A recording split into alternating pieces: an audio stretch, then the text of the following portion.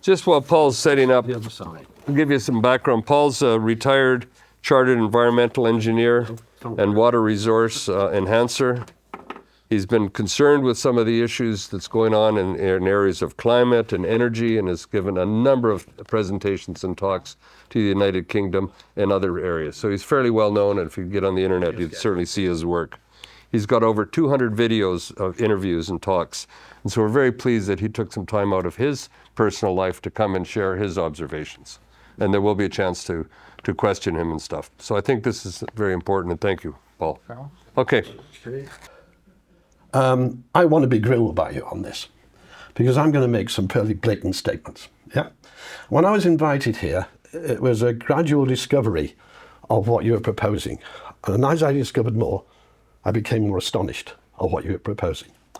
So I want to back up what you said, Kirsten. I want to say this is all about economics. It's not about CO2. It's about the best economic solution for Jersey. I totally agree with that. And the next thing I agree with is evidence-based. Okay? So I want truth. Well, so I want that. I want you to grill me. Okay? So I make that clear. And also want you to relax, because I'm not going to use too much jargon. I'm going to speak to everybody. I'm going to speak and explain technical things to everybody. Okay? So you don't need any prior knowledge. If at any point I use any buzzwords or phrases you don't understand, stop me. I'll explain them. Just so you know, this is my perspective, and you may not agree with it. I'm not fighting a rational cause here. I'm fighting a cult. I give my time freely and have no skin in this game. I'm retired. And because I'm 80 and retired, I've reached the point where I don't care what people think. Right? I really don't. You know, the only people that care about me, really, what I think, is my grandchildren, who don't like to walk with me sometimes. The thing is, you know, they get embarrassed by their own parents, mind you. I subsidise my own work. I don't make any money. It actually costs me to do my work. And there is simply no rationale behind this windfarm proposal, so I'm obviously going to be directly opposed. But in any discussion, I want to say this, and this is what I would teach every child. Science and technology has no appeal to authority. You shouldn't have appeal to authority counting. So if I say this Nobel Prize winner says this, that's meaningless. But if I say this Nobel Prize winner produced this evidence, that's relative, that's important. Right? It's called appeals to authority. It's used all the time to hide behind. So I don't accept anyone doing that. And the next thing is consensus. There's no place in science. It's a political term. And if you went on consensus, I'll give you two quick examples.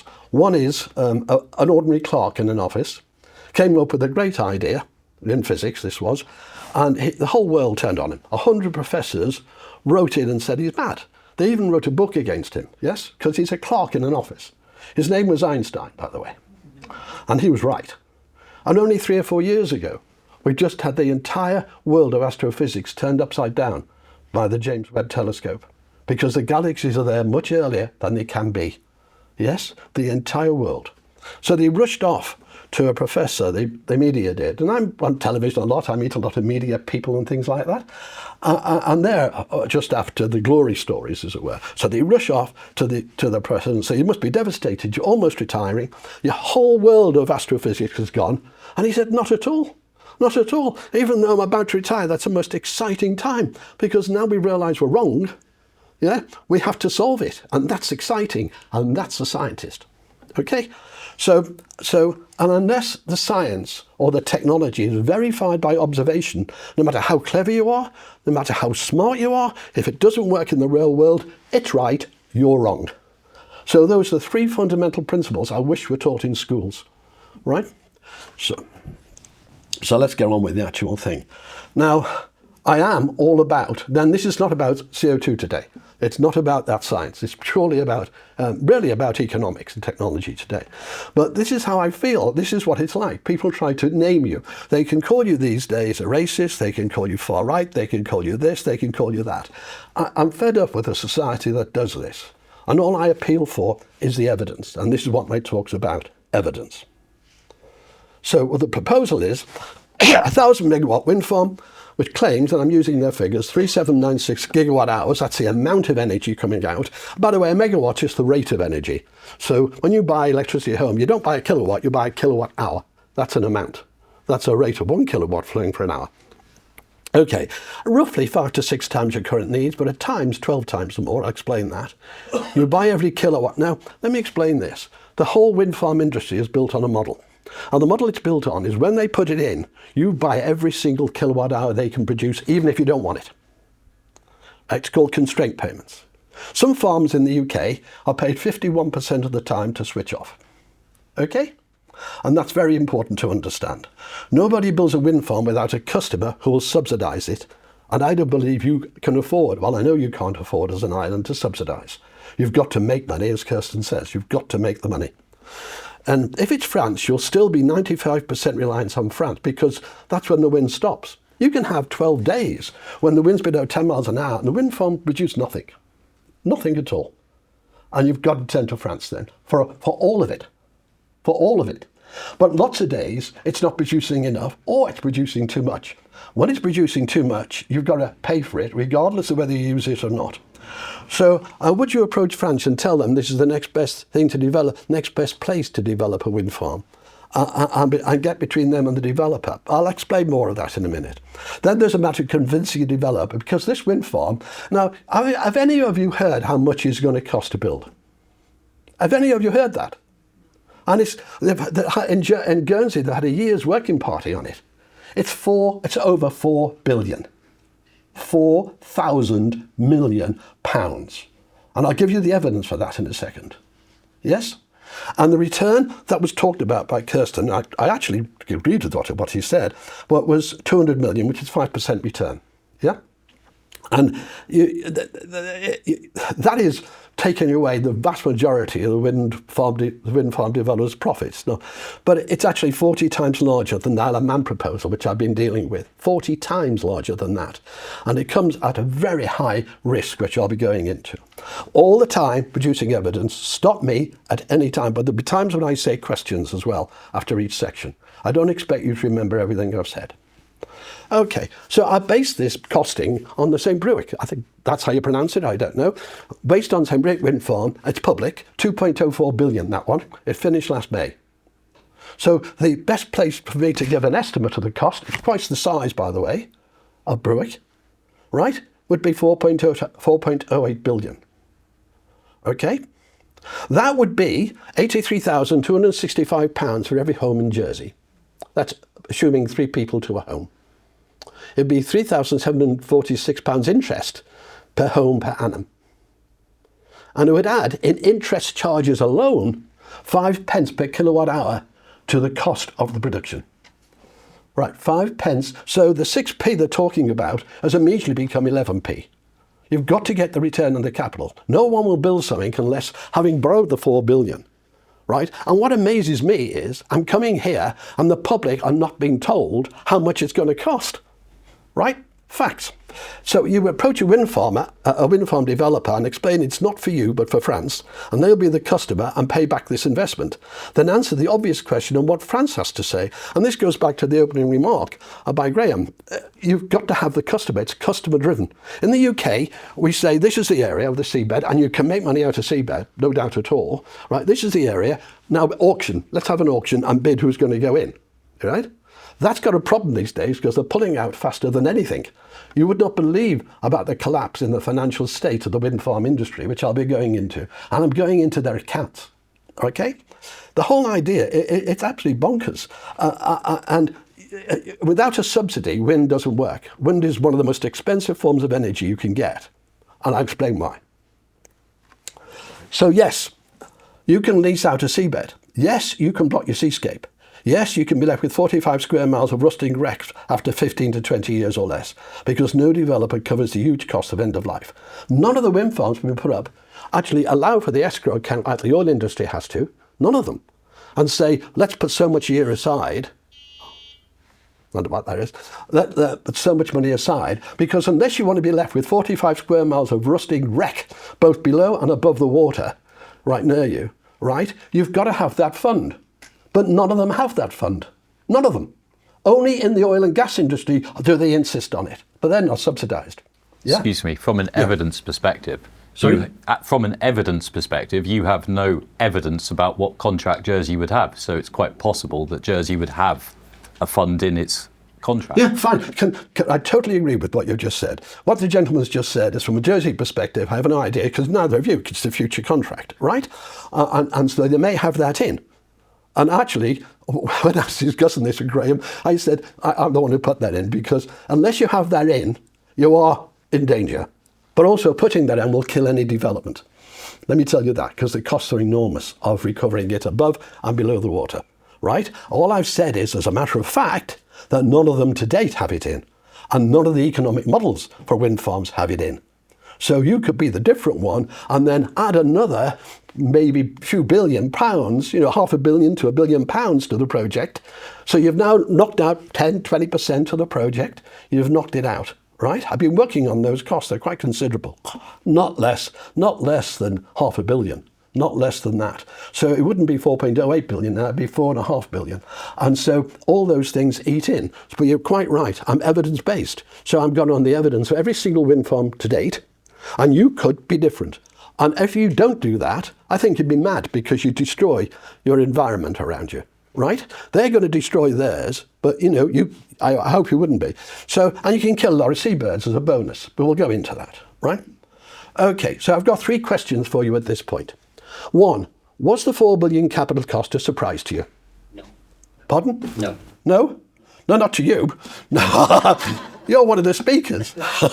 Right. So, was it a surprise? What is a surprise to you, Kirsten? No? No. But why aren't the public knowing that then? Because we haven't even got to the point where we're saying the piece of work we're doing at the moment is about the scale, the scope, what you do with the energy. That's yet to be determined.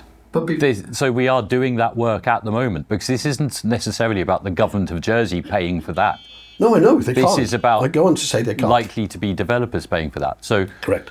Again, we will, if the economics do not add up, we will say that, and we will say this is not the road we're going down. Right. Okay. So I'm not worried about these things, because these are the questions Jersey is asking itself at the moment. Fine. Well, I'm just explaining them to the public, okay? I'll be going into much Can I more quickly detail. ask a question? Yes. I think what Deputy Morrell is saying is interesting, but what might be interesting to the public is to understand what this whole process is actually costing. Yeah, I'll be going into it. Because effectively what you're saying, Paul, is that it's obvious that at 4 billion this isn't making much sense. No, but I go into it now. But how much? It's about how much of the states of Jersey spending Yes. to get to a realisation that many people probably already Of the understand. 200 million a year. Well, no, I think that's deeply unfair. If you have to do this in a proper, methodical, evidence-based way, as the gentleman is arguing, you have to pay to get evidence. That's just a reality. The gentleman, for all his learning, etc., does not have the evidence about Jersey's specific wind farm, and you have to pay to get that evidence. I'm sure he would agree with me that to get evidence, you have to pay for evidence. I know certain things about Jersey's wind farm because I know about wind farms. Yeah, I'll no, be but going I'm into saying, this. but you No, I'll be don't know going the into this in specifics. detail. I'll be going into this in detail. This is an evolving story. Okay, so it's just that. If you ask yourself how economic reports have been written without you knowing this, fine, that's up to you as Jersey residents. Ask yourself why there's no appendix detailing the calculations yield that you've been given. You've been told it's 6p a kilowatt hour, right? I've just shown you it's another 5p for the interest alone, right? So they have given prices out to you. They've given you 6p a kilowatt hour. That is deceptive. It's totally deceptive. And I want to well, all right, then tell me how it isn't deceptive. I was rereading it yesterday. It actually says, for the purpose of this model, we have used 6p a kilowatt hour, just as a conservative estimate. That's what it says in the document. Conservative. So we've not given a definite. This is 6p a kilowatt hour, and this is what I meant about. No, but what you've done is tell the public Yeah, but that what you're doing is conservatively, what you're that's the doing most is it trying can to be sort of change thing. what is It's actually 6p. happening. You're trying to give a different narrative which doesn't exist. Well, the around public can what the decide government of that. Jersey has or hasn't provided. If I see a document as members of the public watching a document saying conservatively, which means at the most it's going to be about 6p per kilowatt hour, we don't know that exactly yet because we haven't done it and so on, that I still think is misleading because it can't be that. That's not a possible figure. So whoever's come up with the 6 pence, where's that calculation? And if I could see the calculation, I'd rip it apart. I know I would, because it's not factual. So I disagree with you on that, okay? So you're being handed tablets of stone is what I'm saying. You're not being, there's no appendix I could get my hands into, you know? Right. So you first need a willing buyer and a willing developer. Okay, you will invest 4.0. Why invest? And I've got to say to the developer, because Jersey can't do it. No one is even contemplating, I'm sure, Jersey spending 4.08 billion. That's not possible. So a developer's got to spend that, right? So why invest 4.0 billion with preference to you for the same money? They maybe get better returns elsewhere. The North Sea, the average wind speeds exceeding, these are just facts, the average wind speeds exceeding 9 to 10 metres a second. St. Bruick is 7 to 9 metre range. St. Bruick's location sheltered by the Brittany Peninsula, by the way. That's why. So it's less productive than the North Sea. It is not more productive, it's less. So you'd have less wind at St. Bruick, but you claim a higher yield. You actually do claim a 43.3% yield because you've given me how many hours come out of it, how many megawatt hours come out of it. So you've given me how much electricity comes out of this. And you just divide that out and you get 43.3%. That is not a viable thing, but we'll go into that. The strike price now for St. Bruick, the strike price, and let me explain this. The model, as I mentioned before, is all about this. We will buy every single bit of electricity you produce. That's what Britain does, the UK does, no matter whether we need it or not. Yeah. This results, as you'll see, in negative pricing. Spain's suffering from it today, where they're having to pay to give electricity away. But we'll go into that. Now, St. Bruick, the strike price reported in 2011 when this started, right, was 200 euros per megawatt hour, and that's inflation proofed. So I've taken the euro inflation since then, which is 33%, and that works out at the end of the day to 22.6 pence per kilowatt hour, not your 6 pence. So I'm just taking St. Bruick figures here and applying them, making the claim of 6 pence per kilowatt hour look silly. You'd be paying 3 to 4 times that for the domestic power rate, right? So you'd be up to 60, 70, 80 pence for your domestic power. So that I'm just going on what St. Bruick's doing, because France is buying that at 22.6, but they don't have constraints. They don't say, we'll buy everything. So if you say, I'm not going to buy everything from you, they'll say, fine, I want much more money. Yeah, because in the end, I've got to make the same amount of money, whether you have compensation for that or not. It's the same money. This is fun. Yeah. This seems to me like something that's to do with the developer who's going to be taking on the project. So Jersey isn't going to be the one paying capital for the project. That would be the developer. Jersey's simply receiving for the lease for the seabed, the royalties for the seabed. Which I've got no problem with. So it seems to me that if the finance is happy with the risk, they're the ones that are taking on the risk, they're the ones that are doing the deal with the French. Why should Jersey worry? Because our lease is guaranteed. Yeah, exactly. What I've just said is there's no way that Jersey can do this. There's no way that Jersey can do this. We're not trying to, actually. But then why would you? I don't want Jersey to spend any money on this scheme. You see, that's what I'm trying to stop, because it's just wasteful. Because in the end, it's not viable, and I'll be explaining it. My job is to explain what wind power is all about, and in particular in relation to Jersey. So what I've come up with is, did you know that the St. Bruick ones were selling their power at 22.6 pence? Pardon? It's Saint-Brieuc, not St. Bruick. St. Brieuc, right. I don't know how to say it. I'm uneducated, okay? But yeah, everyone knows what I mean. So as long as they know what I mean, I don't care. It's just hard on the ears. Well, I say it again, Saint-Brieuc. Saint-Brieuc. All right, thank you.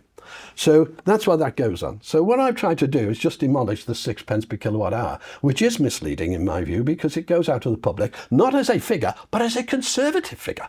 Oh, you know, that's probably the most it's going to be, but we don't know it yet exactly. I think that's wrong. Okay? So. Can I just ask on that figure? Sorry? Can I just ask on that figure? Which figure? You have your 6 pence. Yeah. And the figure you're talking about. Yeah. Is that based on a CFD model for coming onto the taxpayer or a RAB? No, I don't know whether they do. But let me explain. CFD means contracts for the difference. And in Britain, what we do is we pay a fixed price. We go to auction and we agree a price for the energy. Now, if that day the price on energy in the market is higher, they have to give us the money back. And if the price is lower that day on the energy, we give it to them. So they get the same amount of money no matter what, making our Ed Miliband in government, well, I've got to say I'm a liar, because he says it's changed gas and all this is changing the price. It doesn't. Those prices are fixed. So I don't know whether France do CFD. I tried to find out. I know they don't like doing the constraint payments. So they'd rather pay an amount and forget it. Yeah? They'd rather do that than the other. Whereas UK model says, no, we'll pay the constraints. So some Scottish wind farms, 51% of the time are paid to switch off. But obviously through a CFD or a RAB model, the taxpayer does pay through the bills. That's right. Yeah. Taxpayers paying Which all I the think is time. worth people All the knowing. time. What I'm saying is this idea that wind is the cheapest is actually absurd, right? Right, you're being told about great profits, an opportunity not to be missed, but you're being totally misled by the cost of energy from it. That's why I'm not mincing my words, this presentation, by the end of which you should have a good idea of how misled you've been. There should be no handshake on this one. That's what I'm saying. Right. I'm also saying this. I try to get these little graphics going with artificial intelligence. Quite difficult, but you can keep on going until you get something right. Somebody needs to start asking for the data and calculations that back up the claims to date and let them be openly examined. So surely that's fair enough. Where's all the appendices with how they got to the estimate of 6p? Where's all the appendices? Yes, where is it all? Yeah, you should ask for openness. If the answers aren't there and you can't get those calculations, then you can't trust the people providing them. Full stop. Right, a reality check. I'm going to give you an example now of just how expensive wind power is. Right. One, I'm going to take Pembroke, near where I live actually, Pembroke gas station as an example. Now, I'm not advocating gas here or anything. I'm just giving you an idea compared to fossil fuels about cost of wind. Pembroke gas station's 2,200 megawatt E. The E just means that's what it produces in electricity. Yeah, and it supplies that 24/7. You ask for it and you get it. Pembroke gas station cost 800 million. Your 1,000 million wind farm are giving 400 megawatts average and assuming a 40% load factor, because you don't get your 1,000 and you don't get nothing, you get about 40%. Okay? That one gets 400, not 2,200. The wind farm intermittent power from 0 to 1,000. So it's up and down. Yeah? You can't tell what it's going to be tomorrow. Gas is on call 24/7 at full load. The capital cost per megawatt for wind is 10.2 million. Gas is 363,000. So you've got to compare 10.2 million to 363,000 pounds. Yeah? That is just a straight comparison. But there's an enormous lot of extra costs on the wind, which I'll be coming to, that aren't even mentioned to you. Capital costs are 28 times more for wind than for gas. 28 times, right? The Isle of Man plant produces electric at circa, the Isle of Man one, that produces from their small gas stations, not as efficient as the British ones now, the latest ones, 9 pence. Britain produces them between 5 and 6p, okay? Wind farms are 22 pence per kilowatt hour plus many additional costs. So gas produces electric at a quarter the price of the wind and has inertia. Inertia? What the hell's that sort of thing? I'll be coming to it because it's critical. So you pay 28 times more to obtain electricity at a very high price, right?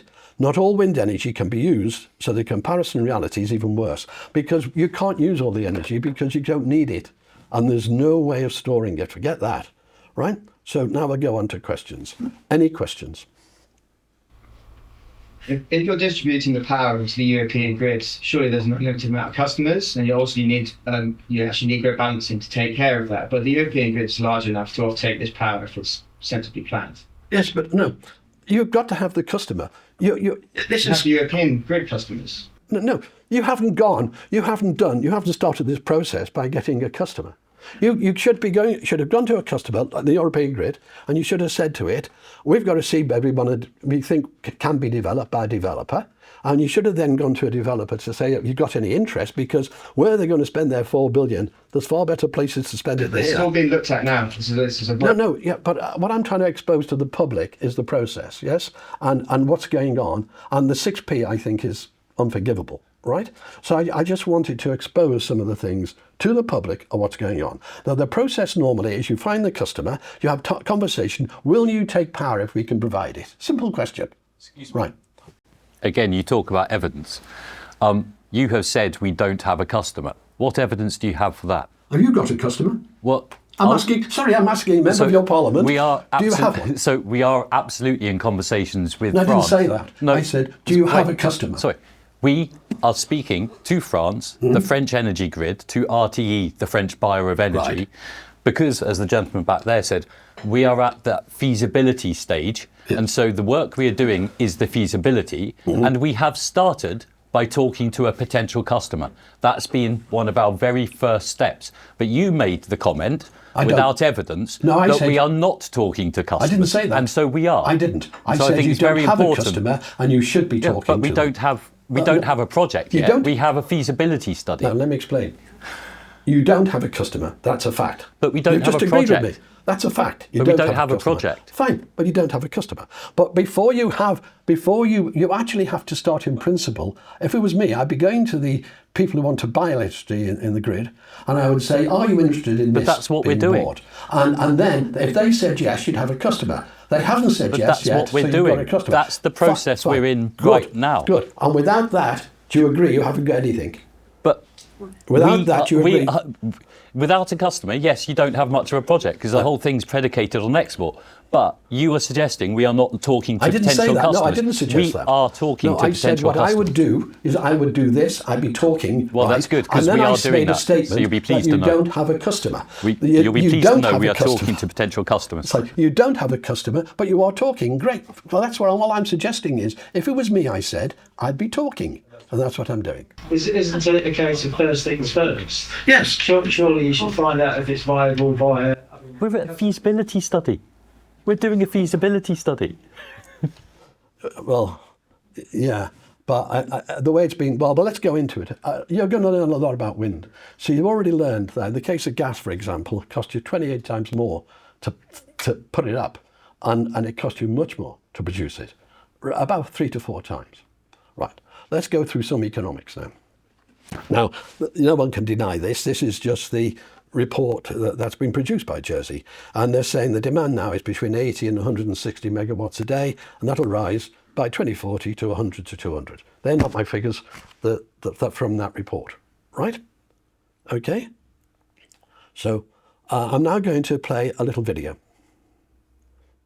Hold on. But I should play a video. What I'm trying to explain there, the trouble is now, because some of the videos coming are very important, and we tested this yesterday, Graham.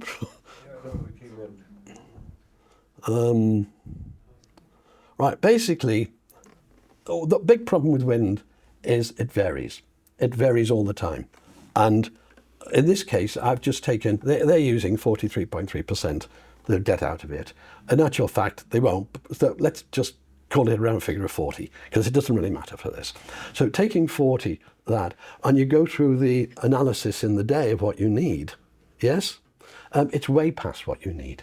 I mean, so I agree with Kirsty, I agree totally that you can't bring it ashore here. It's got to be supplied to Europe, right? The extra economics cost of bringing it ashore here and everything, I don't think you'll find that's viable in the report. Right, so it's going to be transported there. So it's far too big for you. So it isn't that you're getting it. The only deal here is you're selling it to the grid in Europe. That's the money. That's the only deal. Do you agree with that statement? Yeah, that's the point. If we're going to make money, if it's feasible to make money, then it's worth going ahead with. If it's not feasible to make money, it's not worth going ahead with. Correct. It's really simple. Dead simple. But don't forget, before I came here as well, it's all vague about whether Stump's going to be here and it's 6 pence per kilowatt. Why mention that? So it was all over the place. But you've taken our very first highest level document, which says that what we need to do next is a proper feasibility study. Yes. We are in the middle of compiling that feasibility study. Fine. That's happening Okay. at the moment. That's fine. This would be better after that feasibility study. Yeah. So then you could pull apart the feasibility study, which would be the appropriate thing to do. But you're Right. kind of a bit early here. Right. Sorry, Paul, can I just raise something? Because I've learnt something today when you said that we won't necessarily use any of the wind ourselves. For the reasons that Paul said. Yeah, which I understand. But I went to the town hall meeting when Deputy Jonathan Renoff was speaking, when he was going to the town hall. And I'm pretty sure he said that the wind farm would allow us to establish our own energy costs. He probably did say that. He's And no longer a he also minister. well, he didn't actually introduce him as the advisor to the government on renewables, but it was Mark Leyburn. He just happened to be in the audience, apparently. The message then was that the wind farm will allow Jersey to establish our own energy costs, which is the whole reason for people's concerns, I think. But now the message that we're receiving is, oh, well, we may not necessarily. So I think this is the problem. It isn't clear. I think, could I just say, I think you're right. And I think, as I just said to Paul, you're all just a bit too early. And this is one of the difficulties we have in Jersey. So what we did, the process so far is, you know, we knew we got this big economic challenge. We have to look at potential ways of earning some money, you know, quickly, quite simply, okay? One of those potential ways is selling energy to Europe. That first analysis that's up there now was our own economics team, you know, doing a very quick but a very rough, by their own admission, study. So where Paul starts picking apart the numbers, I've no doubt the numbers can be picked apart. The point was just, you know, a quick look. Do we think there is a technology, renewable technology, that could earn money for Jersey? We looked at 6 or 7 different renewable technologies. Out of that fell, yes, it's possible that wind might work, but we need to then do a proper analysis to see whether that stands up in the light of, you know, actual real world conditions, as Paul's suggesting. That analysis is happening now. That analysis, and out of that analysis will fall, should we land any in Jersey, yes or no? As I said, my personal opinion, and I had a big conversation with Jonathan Renniff where I said to him, I don't think we'll land any of this energy in Jersey. I don't think it stacks up if you land some of it in Jersey. I totally agree with that. But that's my personal, unevidence-based opinion, okay? And that piece of work is all happening right now. It will report later this year. And that's the piece of work we need to look at very closely. It's that piece of work and those findings. This is all too high level. No one is trying to say, this is the case upon which everything rests. The next piece of work is the case upon which everything will rest.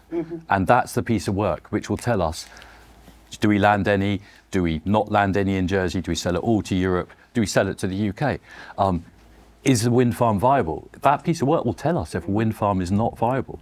So this is what kind of frustrates me, is we're still very open-minded about all of this. It has always been a fail-fast project. But to the gentleman behind me who said, how much are you spending? You have to spend to find these things out. If we don't spend some money to do feasibility studies, we will never do anything in Jersey, who's doing the feasibility study? Who? We have engaged a renewable energy consultancy. Did that go to tender?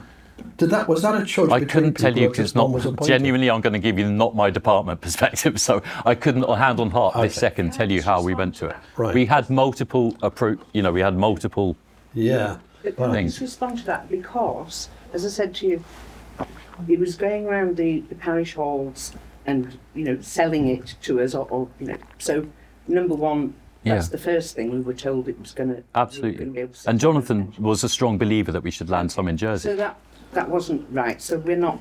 I don't think that was done intentionally, but nevertheless, this is what I'm trying to say to you is what the public perception is. I know. That's why we've got to wait for this report. The main question, while they were talking, I'm thinking, I'm sure I just saw something about this Danish company and it had cost 5 billion. It cost them 5 billion in this lost wind farm project. So I quickly Googled, and there were 5 within the last 6 months. Yes, that's right. Last year was a bad year for wind energy. Yeah. Failed.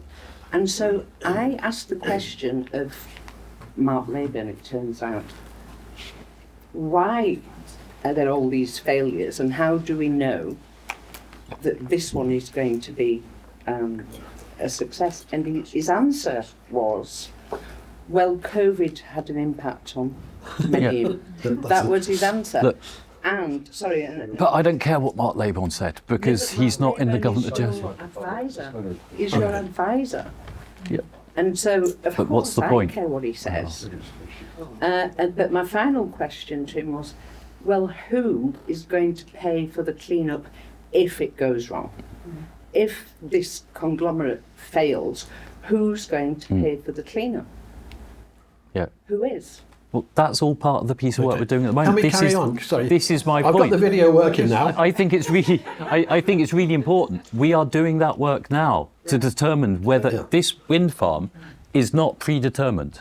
This wind farm may not go ahead. That is absolutely possible. My concern sorry, if I could just finish what I was saying. Let me just quickly, We need to understand where we gotta are in get the on with it. process, and we are very, very early in the I process. think what Kirsten's bringing forward is a logical, rational way to approach things. That's Let's what I'm support trying to that. say. No, And I hear that. It's hard when people seem to not want the logical, well, the rational reason process. we're doing this, you need to understand also from concerned public, we're not aware that you're doing all this and it's We've available. been publicly Just- said it. Well, we had enough concern that we wanted to. We have let said this- we're doing a just let me strategic finish. analysis Sorry, now. let me just finish. So what we're trying to do by bringing this is inform you, so as you go forward with your debates, you can take some of this into account and other things. Yeah. Which all this is about is getting more information so that you can move forward in a better accept way that. to do it. And you accept that, and that's why you're here I accept supporting that. it. And I I think just you're don't great like. being here, I by the don't way. like it when people make it sound. So I would suggest that Mr. Burgess's presentation made it sound like we were landing energy in Jersey, given. No, No, I didn't. And that's no, not. it's and actually also, on my screen. I said, I just said to you right away, I said, I totally agree it won't be landed in Jersey. It'll be uneconomic to do it. I said that, right? But the way it's been presented to the public is it's sort of being landed in because Jersey. we Yeah, honestly I don't understand 100% that. know. I understand that. The problem That's what is, he's I saying. believe you've had some Sure. very bad advice, which has given misleading information on the way. Anyway, I need to get on with this. That's why we're doing it. Right, this should play now. A voice should This come. report predicts a cost of 6 pence per kilowatt hour for your energy from the wind farm. Today, the UK pays 8.3 pence per kilowatt hour, and you're not going to get it cheaper than that. But this 8.3 pence comes with certain conditions.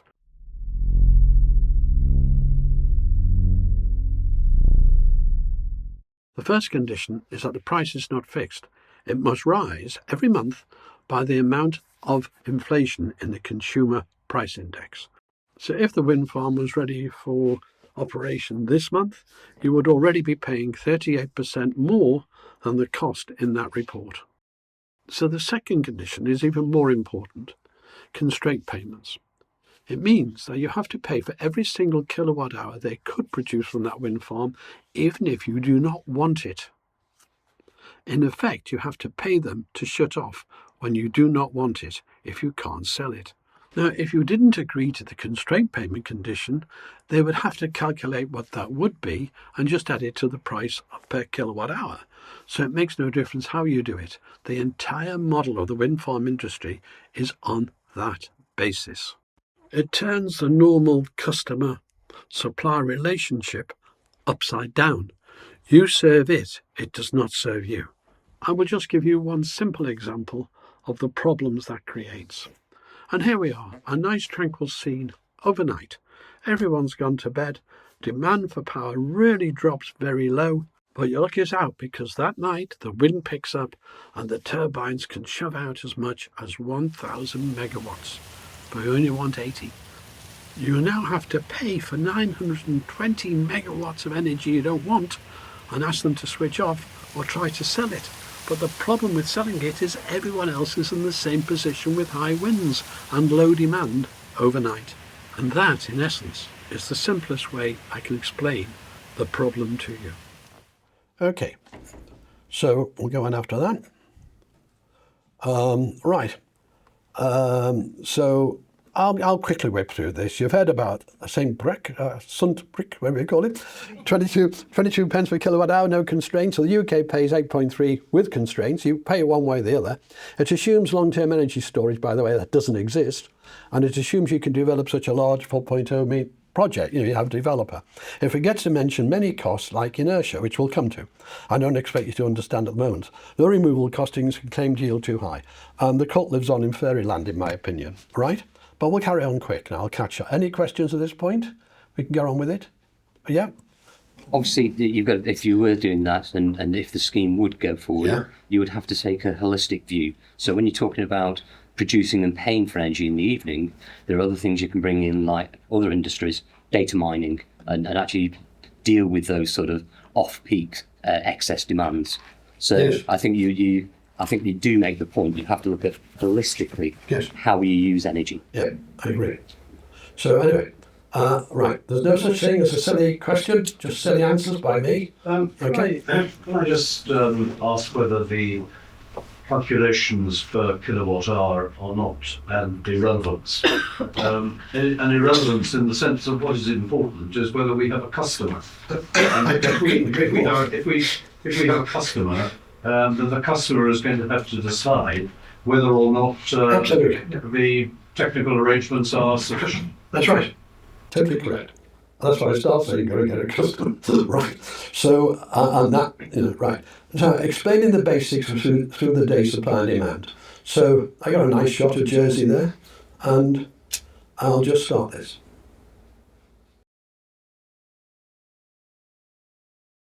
This is a typical demand curve for a 48-hour period in the UK, showing you where the electricity is coming from to meet that demand. The blue part is the gas, the orange part's the solar, and the green part's the wind. The purple part is the importer. That's importing from Europe into the UK, just as you would from France. Now it's worth stopping and taking a look at the point here, where the UK was totally reliant on the gas and the imports.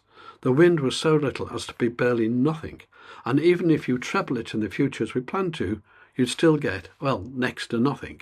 So you're the opposite of what they're claiming. They're claiming independence from fossil fuels and imports, etc. In actual fact, totally reliant on it, even in the future.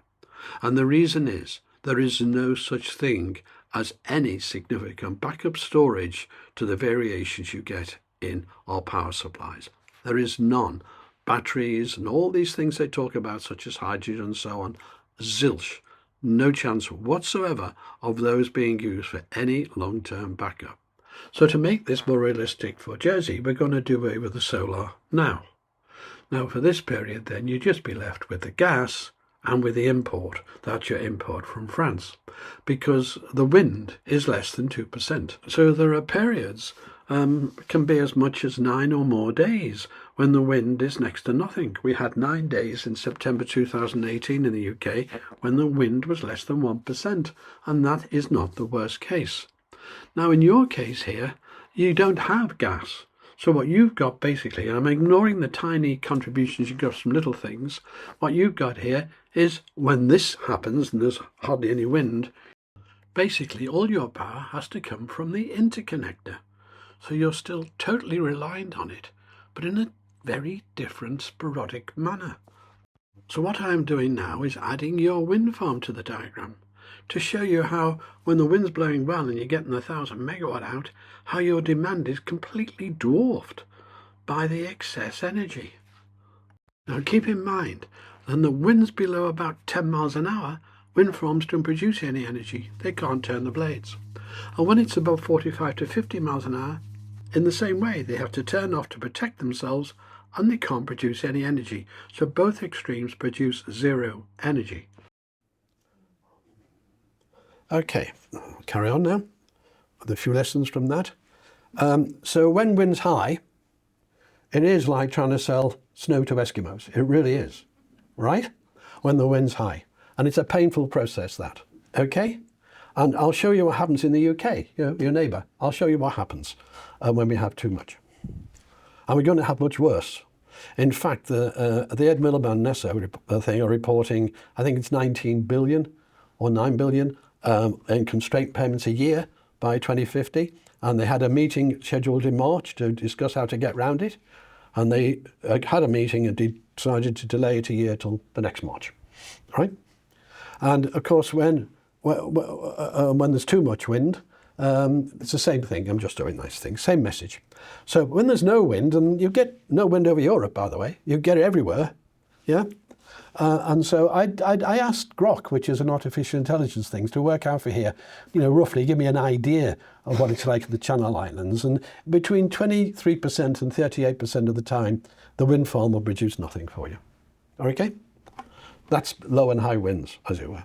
And, today, is the wind more than 10 miles an hour sort of thing? Are you with me? And by the way, in a wind farm, the way it works, this is going to get technical. If you don't understand, tell me, but it's to the power of 3, the drop off in power. So if you go from their perfect wind is say 25 miles an hour to get that magic 1,000 megawatts, if you half the wind, you reduce their power output to an eighth, right? So even if you're 15 miles an hour, you have very little energy coming out because of the nature of it. Okay. So your current demand is 636, and don't forget, I was basing this on you using some wind energy, which has been made clear by some logic here that you wouldn't be doing, which is great, because it doesn't make sense, right? So what I've dealt with here is summing times. So I'm saying at times it's 12 times your overnight winter, and sometimes it can be 20 times what you need. So it's a silly thing to do, yeah? So let's move on to some examples. What do we do with the surplus? UK pays people to take it away. It's called negative energy pricing. Now, I'm going to come into some technical things, but are super easy to understand. Right, you would have enormous amounts of surplus, because if you take that graph, you're up here, yeah?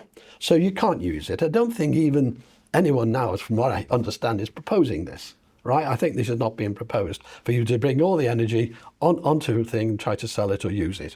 It doesn't make sense. So I'm going to quickly whip through that, right?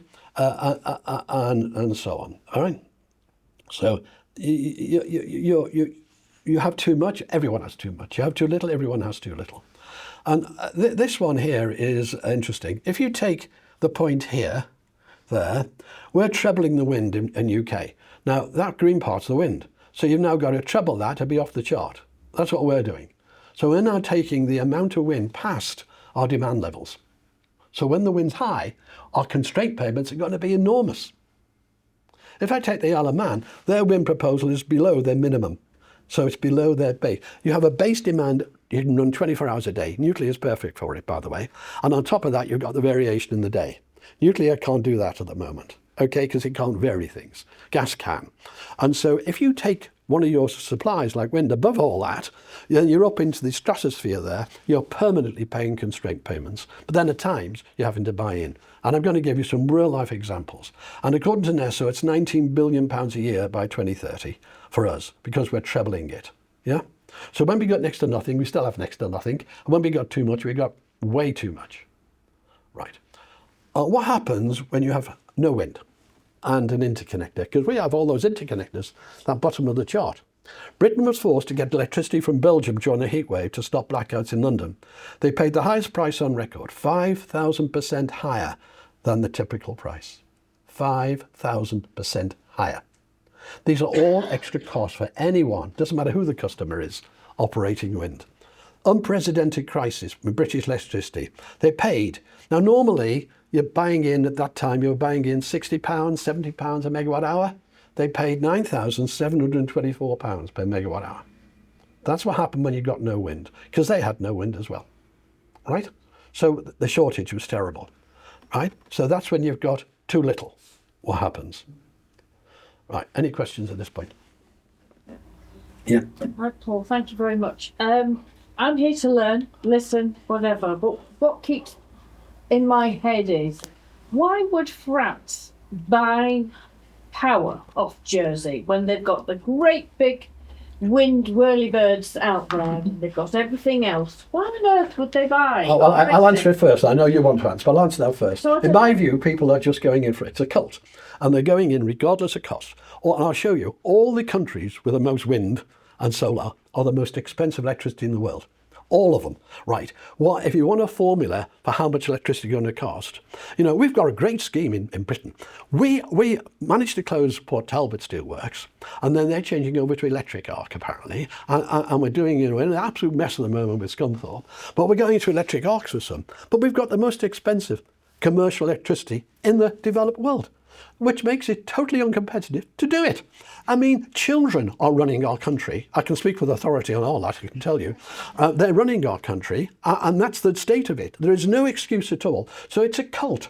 And if you can look good by having green credentials, yes, if you can say, I've got this and I've got this big renewable thing, which is falling apart worldwide as they go into the economics, because you're going to be shattered. My most popular video this year, it got about 40,000 views, was on the economics of wind farms. And what I did was, you'll see coming up anyway, but it's a cult, that's why. Sorry. Thank you.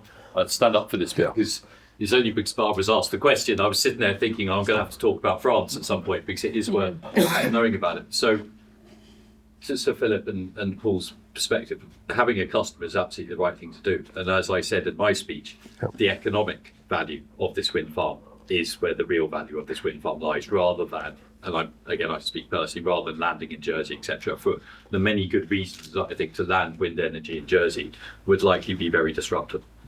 But so what is France doing is one of the big questions, and this bit hasn't been seen in anywhere today, the context. France, whether we like it or not, has embarked upon a massive renewable energy program. Okay, it doesn't matter what we think, France is doing it. I can't remember the figures for Brittany, but basically, by the end of that program, which is only kind of 20 odd years away, the Cotentin Peninsula, right next door, will be generating 10% of France's energy needs from principally wind, but obviously nuclear because it has it there as well. Brittany is going on a massive wind farm building program. Whether we like it or not, they're doing it. Okay, so it depends who gets into the next French Parliament. 1.5 gigawatts in service, and their plan is another 45 by 2050. Exactly. Whether we like it or not, Jersey's do what they like. is going to be covered in wind turbines. Okay, just a sec. Keep going. Let them finish. Whether we like it or not, Jersey winter, it will be covered in wind turbines. France, really importantly, has come to us and said, would you consider being part of our wind project? So basically it has said, if you're building a wind farm, we would like to talk about that wind farm being part of France's targets Okay, that's good to know. perspective. And so this is where the customer piece comes from. Our conversations with France are very grown up, very serious conversations about France taking our wind power. And so why does France want it? Ask France. But the point is, we know they want this power. So we see a customer and that has a supply issue. We have the potential to supply them with what they are demanding. Their reasons for it. Just wait. Well, that's very. By the way, just a sec. That's very helpful. By the way, thank you. I think it was very helpful. That's happening whether we like it or not. It won't be Jersey supplying the grid. It'll be the developer. The developer supplies the grid, right? All that Jersey have done is rent the seabed, right? This idea that Jersey can somehow control the power going to France is a fallacy. They will not allow that. The developer makes the money from selling that power. Yeah. I would argue against that because the developer develops projects, then either moves on. Yeah, I'll go into that. I'm going to go into it. You're quite right. But no, I'm going to go into that because that's very important. And, okay, and I've actually got this covered. Yeah. So can you tell me then, please? I know you're saying we're looking at potential maybe landing. You have to look at the potential before going ahead. Of course, and I understand that. That's fine. So that's a potential. But do you have any idea of are we looking at changing the source of our energy, or are you saying we're going to keep the French contract? So that again is the piece of work that's happening at the moment. In my opinion, my guess is that the piece of work will come back and say, do not change your source of energy. Right. Carry on buying your energy from France exactly as you are today. Perfect. And land your energy. Land your renewable energy. I totally agree with that. No, they have to finish the work though. Okay. But they're doing the work to support it. But that's what the piece of work we're doing. I totally agree with that. Don't forget this is news. A lot of what you're saying is news to me. Yeah. It hasn't been said before. No, it hasn't. No, I'm sorry. It hasn't. Can I just ask a question to Yeah. Sorry, this often happens. Right. I apologise. Go ahead. You said earlier on that you're open-minded, presume it's the best energy solutions for the island. Yeah. Correct. But hasn't the government painted Jersey into a corner by going for net zero? I don't believe so, no. Because again, Jersey has low carbon energy. So basically, our energy today is low carbon. We don't need to change our energy source to be a low carbon jurisdiction. Our carbon energy is in cars, transport on island, and heating oil. Those together, that's more than 2/3 of our carbon consumption. Yeah. So Jersey doesn't need to change its source of power to reduce its carbon emissions. Jersey just needs to run fewer cars, buy less petrol for those cars, and change its heat its oil boilers into, electricity boilers. That's what Jersey needs to do to cut its carbon emissions. So that's another reason. Wind power, as I said in my speech, if we were to land renewable energy in Jersey, you're substituting a new form of low carbon energy for an existing form of low carbon energy, and that, in my mind, doesn't make much sense when you've got a low cost, low carbon energy coming to Jersey. You've already got it. Yeah. You've already got it. We probably all agree with you, but the reason we know you're having a debate coming up, we want to make sure we get all the information. The debate will only be after this study, No. which we Can don't I have to be ask, can I ask a question? Would you agree that any lease, because anything involves a lease of the seabed, right? And would you agree that any lease of the seabed should incorporate a fund being set aside for when at the end of life, so you're not there for the mess? Would you agree that's the right thing? A lease from the seabed, or any contracts around the development of this, should deal with how is that going to be taken down. Because one of the benefits of wind power is that those wind turbines are entirely temporary. They can be, it costs money, but they can be taken down. Unlike a coal-fired power station or a nuclear-fired power station or something like this. A wind turbines can be deconstructed and taken away. So your view can be restored at the end of 40 years. There's no, 40 years, we'll see to that. Anyway, I want to explain inertia. Sorry. I'll make one point, and that's a question. This is mainly directed at Kirsten and in response to some of the comments that have been made. One of the questions I would have had is, if this is such a great idea for Jersey, why would they not do this in France? They are. And then we've just heard that they're going to be building, what was it, 20 gigawatts? Massive amount. Okay. So our coastline's going to be surrounded by wind turbines. turbines. Enormous amount. The key point here is France has got something called the Alps. And in the Alps, they have large amounts of hydroelectric power. And so, internal in France, they can adjust their hydroelectric power. This is what the Swiss plan was. They shut off their hydroelectric power and conserve the water in their reservoirs. And then when the wind doesn't blow, they switch it on again.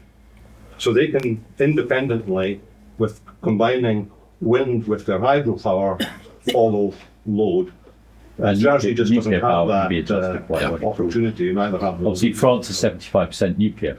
Sorry? France is 75% nuclear power. So I think the nuclear power and their ability to control nuclear power output is probably bigger than their hydro. It's hardly to control. You can't control. As a general rule, you can't turn nuclear. No, you can't. It just runs as continuous pitch. You can adjust it a little bit. That's what's but tiny. Can we get on with it? Be quiet, just one speaker at a time, please. You make an important point about the hydro and the electric, that to do that, what missing factors there is the efficiency of the distribution network as well. Correct. Because France is a large country. We can't, in the UK, distribute from wind farms in the northwest down to London because the infrastructure isn't there. So they need that factoring in. With respect, I need to get on with what I'm trying to say. Okay. You said you wanted to be grilled, so. No, but you're not. You're doing it between yourselves. You're not doing me. Why a little bit? Right. Okay. Okay. Right. I'm going to explain inertia now. Let me go to the next one. A flywheel spinning in an engine, an engine has got, an ordinary petrol engine's got all these pistons going. It's got a flywheel at the end which smooths out those strokes. So what a flywheel's about is smoothing out the energy going into it, yes? And it's critical because you'll need either flywheels or battery farms if you're supplying, or someone is going to have to install flywheels or battery farms to correct the dirty energy coming from wind. And it's dirty because it varies by the minute, right? Now, nuclear, gas, coal, all of them spun turbines at 3,000 times a minute. Everyone agreed. We produce electricity from the turbine going out at 3,000 revs a minute, which divide that by 60 is 50 revs a second. So when you look at the back of an electric appliance, your hair dryer, anything, it'll say 50 HZ on the back. That's your 50 cycles. The golden rule of all grids is you've got to keep the balance between supply and demand. If you have too much supply, somewhere's going to explode, right? If you don't do something about it. If you have too little, a lot of things are going to shut down. So supply and demand is critical. But there's one more thing that's critical, and that's the frequency at which it's supplied. And it's called inertia, right? So what they're doing, Ed Miliband's planning to put 100 gigantic, I mean, bigger than this building, hugely costed in vacuums and everything, flywheels, to spin the flywheels, to give the energy, to give the inertia to the wind. It's a huge extra cost.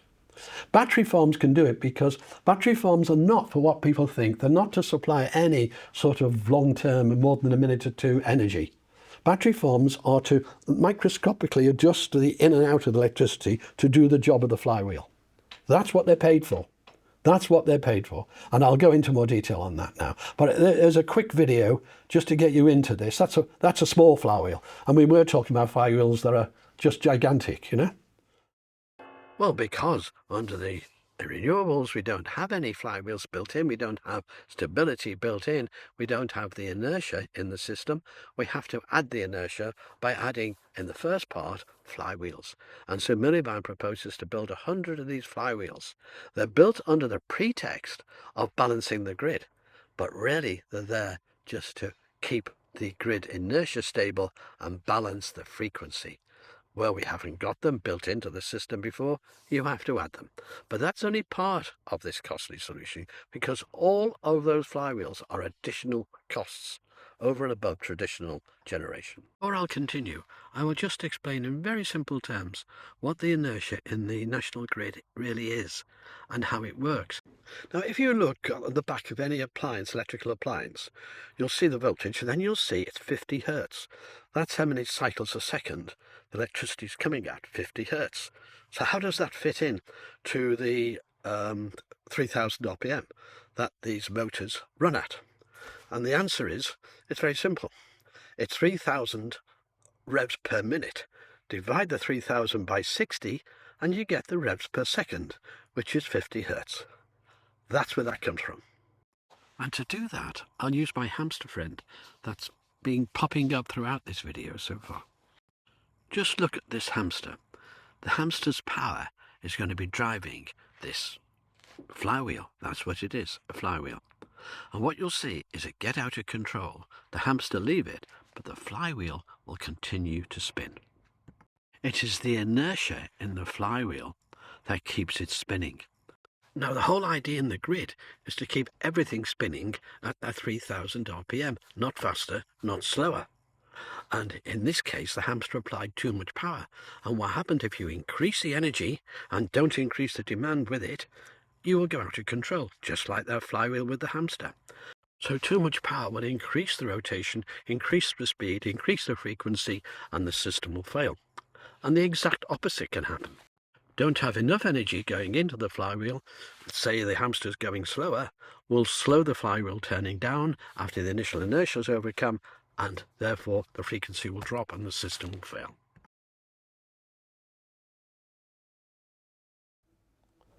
Or your customer will, because if you don't import it, it's one of the things you can't import. If you start importing it, you know, you're going to be into all sorts of things. Yeah, I mean, it's totally not tenable for you to import it. So that's that. And by the way, when I was doing that, I found out the hamsters are the only animal that stay in contact with the flywheel 100% of the time. They've always got feet on the flywheel, whereas other things don't. Mice don't, for example. I didn't know that before, right?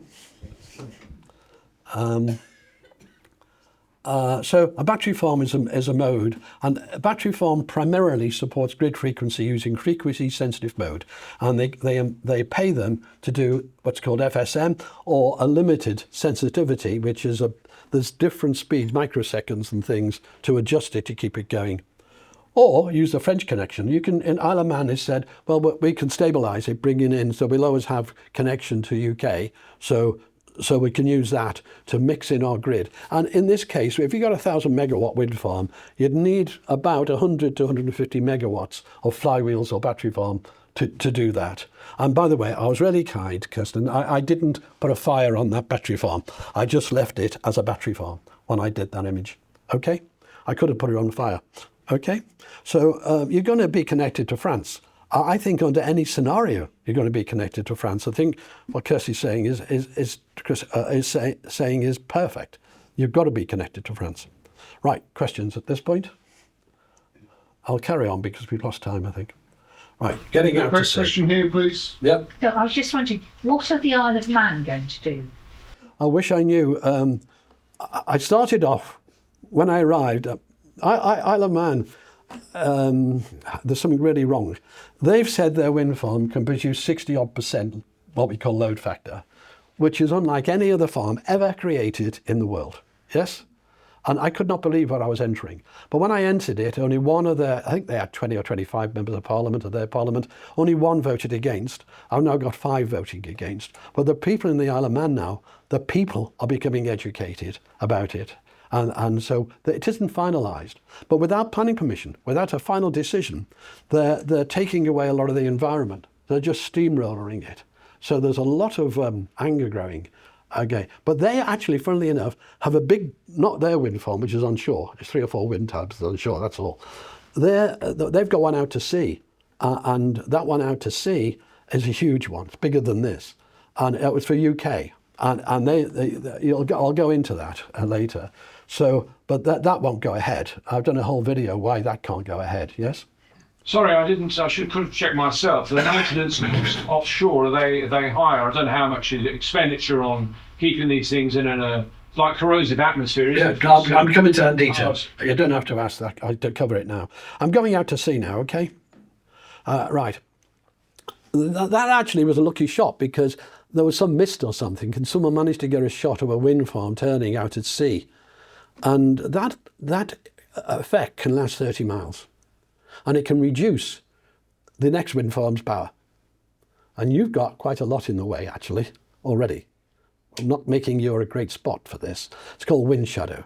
And I know one of your members of parliament, I can't remember, deputies, was asked about this and was told that's been covered. Well, no, it hasn't been covered. So anything within 30 miles on a calm day will have significant effect. It's causing a legal problem in the North Sea now. So the wind farm companies are suing each other in the North Sea on this, right? And it's not good for sailors either because that's the sort of air disturbance you get if you're trying to sail anywhere downwind. And don't forget this revolves 360 with the wind. So for up to 30 miles, you've got disturbed air. Not great for sailing, that's all. And I'm a sailor, you know. And by the way, if you take the wind, that bar chart at the corner there, wind can vary by 20% year to year. So your demand can go up or down by that factor just year to year. Right, this is the windrows for Jersey. And you can see most of your energy comes from the west. So it's this here. This is the big amount. This is it. This is against land here, you get next to nothing. But here, the west. Not even the southwest as you think. It's coming from the west. Okay? So I've now superimposed that on the wind farms. So there's your wind farm. I think, be right, is that this St. Louis one I get wrong all the time? So that one there, and your lot are here. And this is where your wind's coming from. So I think you could have, and I don't know, I'd have to study this, I'd have to go a lot of work on it, which I can't do at the moment, but there could be a problem with wind shadow is all I'm saying. I'm not saying there is, right? But all I'm also saying is it's not a great spot. And this is about wind shadow and explains about wind shadow, wind speed reduction, right? Okay. The claim yield is way too high at 43.3%. You have a lot less than the North Sea. The artificial intelligence, when I asked it how much you get out compared to the North Sea, and by the way, it's not intelligent artificial intelligence, so don't take too much weight by it. But my wife now tells me I've got someone to argue with all the time, which is good. So all I'm saying is you could have a serious effect. And so the question is, would they want this site? Now, what they do when they did the one off Isle of Man, they wanted the big one, nothing to do with the Isle of Man, it's for UK, is they paid a deposit. Now, in this case, it's to the king because the Crown has made billions out of this, by the way. The Crown, and they pay an option fee. And they say, I want to reserve that. And the deal will be something like, yeah, OK, give me 3 million and you can reserve it. How long? 5 years. And you've got to commit in 5 years and start. If you don't, it's a non-refundable deposit. That's how it works. So what a lot of the wind farms do is go round, get in the prime spots and pay in these deposits. Yes? That's what they do. I don't think anyone's been banging at your door. Yeah, but because there's far better places to make money, right? Well, to be fair, we've heard that France has approached Jersey and said, we'd like to include you in it. So they're sort of knocking on the door. So we need to take that into account. Yeah, that's fine. No, but Yeah, I totally agree with that. I mean, what we're saying is you've got to have the customer, and everyone. I mean, you've agreed. Without the customer, you've got nothing. Yeah, so we're in agreement. And that was fundamental, and I'm really pleased that we all agree on that. Yeah. Right. By the way, if you take the average cost price per kilowatt hour, industry, household, percentage solar, wind, electricity, the more wind and solar you have everywhere in the world, the more cost is your electricity. So don't pretend, even if France do it, all it does is put up the cost of your electricity on the interconnector, because wind energy is extremely costly. Extremely costly. So is solar. I'll go on about that in a sec. By the way, don't follow the UK. That's the UK energy price, and that's the US. Yeah? We can't compete. Without cheap energy, you haven't got an economy. And even your touristic, everything. Without cheap energy, you haven't got it. And we have just ruined ourselves in the UK. Any questions at that point? Does everyone understand inertia now? Why they need to keep the flywheel spinning? And that it's two things. It's a balance of demand and it's the frequency has to be kept. So there's lots of extra costs. But the other cost is this. When that solar comes in the middle of the day, let's take solar, gas has to get out the way. Now, even Ed Miliband, who's nuts, even Ed Miliband, no, he is, an absolute zealot, even he knows that you need gas as backup because there's no other backup. So what they've said is all the gas stations have to stay open. Right? But we're going to reduce how much we use that to 5% in the next 5 years, which is absurd. Right? That's what he said. So what the trouble is, when that energy comes in, the gas has to get out the way. And in doing that, it says, okay, I'm going to go down to just standby. In standby, it uses 50% of the fuel, of the gas, that it does at full blast. So there's now, the solar's put a huge bill onto the gas. Huge. Or they use, there's two types of gas stations, closed circuit or open circuit. I'm doing it in very simple terms. An open circuit, it just burns the gas, gets electricity, and that's it. In the closed circuit, it takes the heat from that and recycles it in the turbo and things. Basically, that's the difference. One is much more efficient. But now we're paying inefficient ones to stay open because they can respond faster. So, and they are told, right, look, we're looking ahead 3 hours, let's do the deal. All right, please be on standby. We may never use you, but we're going to pay you. There's all sorts of extra operational costs because of wind and solar. And the reason is it's up and down. So, it's like having a car. I drove here and it's 4 hours to Bristol Airport and I got held up a lot on the motorway with 50 mile an hour zones outside to save CO2. I sat head to tail saving CO2 with everyone's exhaust, here. And it's the same sort of silly thing. I have a quick question, please. Yep. Is there any situation you can think of, or any circumstance where you think that wind or solar could play a part in an energy system? Yes. Okay, I think it'd be really useful for everyone to hear what that is. All right, fine. All the reasons Well, why I actually spent a fortune. I spent 20,000 quid on solar, and myself on a boat. I had to go. I went around the world on a catamaran with my wife. For grid tide. Well, yeah, all right. I went around the world, and I had to spend it because every bit of energy I could get out in the middle of the Pacific or the Atlantic, I needed. And so I had to pay for that. And I had the choice with wind because wind actually was more effective for that. But I wasn't prepared to put up with the noise, so I got the extra solar. So there are situations, and there are isolated situations with homesteads and things where that can pay, yes? Now, solar roughly in the UK, in broad terms, pays back in about 10 years if you have a battery. But you keep having to replace the battery every 10 or 12 years and so on, in broad terms. But that's it. So there are situations, specialist situations where it makes sense. Okay? Now we're going to come to my most popular video this year, which I never thought would be, right? I thought it'd be the least popular. It's about the economics of the wind farm industry. This mountain is a good representation of what's happened to the wind industry worldwide. You can go up the mountain and you come down the mountain, and that's exactly what's happened to the wind farm industry worldwide. Its share prices have collapsed.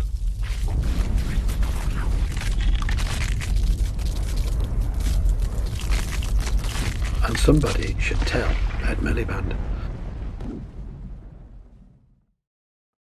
This is the share graph price of Ørsted, the biggest wind farm business in the world. And this is Ed Miliband, our energy minister. And Ørsted seem to have blown a big hole in the plans of Ed Miliband already. But before we get to that, let's just take a wider look at the wind farm industry and what's happening to the share prices throughout the world. Here is the Ørsted share price for the last 5 years, and you can see it peaked in 2021. And then you can just see the gradual decline until here today. It's a drop of about 80% from its peak. That is a considerable drop. So here we are. Ørsted cuts investment plans and torpedoes Miliband's Clean Power 2030. Yes, it does. It's just got a big hole in its plans. Now, Ørsted actually had Hornsea 4 project awarded in the round 6 of the auctions. Round 7 doesn't look very good now, with people like this pulling out. But what's going on here? Well, let's look at Ørsted a bit more. What actions have they taken with this collapse in share prices? Well, after last year getting rid of their finance chap in charge of it all and getting rid of the operating manager in charge of it all, they've now got rid of the chief executive as well. But are they alone? Are they alone in this huge drop in shares, this 80% drop? Let's look wider than just Ørsted. Nordex are a wind turbine company, and they went with share price from there down to there. So very similar. They're in like collapse in terms of share price. Let's look at another one. And here we are, Global X Wind Energy. Same story. And of course, there is Vestas Wind Systems here. Just look at the collapse here. Nice slow decline, suddenly off a cliff, and then look at the net price we've got now. Well, that looks pretty devastating for the industry so far, but surely the Far East has got this right. Surely the Chinese companies in the wind industry have got this right. Well, let's take a look. No, it's still the same mountain shape. Share prices have collapsed everywhere in the industry. But hold on here, look at Equinor. Theirs is not a total collapse, theirs is very different. Yeah, it went to a peak around the 2021-22 period, especially in the 22 period when we had the Ukraine war. But it hasn't collapsed fully. And the reason for that, of course, is Equinor do both renewables and fossil fuel, and in fact have now merged with Shell. So they're basically buffered by the real world underneath, their pretend world wind energy, and they're buffered by the fact they have fossil fuel. Now at this point, I'm going to show you a secret, but you've got to promise not to tell anybody what I'm going to show you. You must not let this out, especially to our politicians and Ed Miliband. And it's here, this graph. Now this graph shows the growth of coal, oil and gas in the world. And the truth is, we're burning more oil, more coal and more gas than at any time in our history. In fact, all this green movement, I know you shouldn't tell people like Net Zero this, but we're burning more than we've ever burnt in history. Okay, so next bit. Right, Ørsted, the latest news, has gone down 17% since I did that. I had to add this at the hotel. It's gone down another 17% since I did that. Vestas, the Deutsche Bank issued a warning, what's called a no-buy warning, that it's going down. Sorry to tell you this, but you're late to the party, right? And that's good news for you, by the way. You haven't gone in for the madness yet. Okay, so you're late to the party. And even the big worldwide banks of green funds are now drying up and beginning to change. So don't think you've got a marvellous, attractive proposition. The world is changing under your feet. And by the way, France depends a lot on the next election, right? You must know that. So what is the idea today of doing all these glorious things may not be the idea tomorrow, and that's collapsing. But that, I've looked at more Chinese since, and they're all like that in total collapse. Share price in itself doesn't change the value. Share price is only one element in that. And actually the collapse is mainly because of what I'm going to show you in a minute. But it's other factors. The wind developer problem. The normal, and this is where I came to a point was made earlier. The normal business model is to develop a wind farm and sell it to a pension funds or investment funds, and that's how it's normal. So the developer who develops it sells it on because they haven't got the capital to keep spending billions. So they have to sell it on. The model now is to sell before you build, for example, to the Isle of Man or Channel Islands. If it was profitable, they would build and sell the business. But it's not profitable, so somebody has to carry the baby. In this case, it's the customer, France, because of its nuclear power. The cheapest electricity in Europe pays a large premium for wind energy, which is pure virtue signaling. It's producing its nuclear, probably at about the 6-7p or something.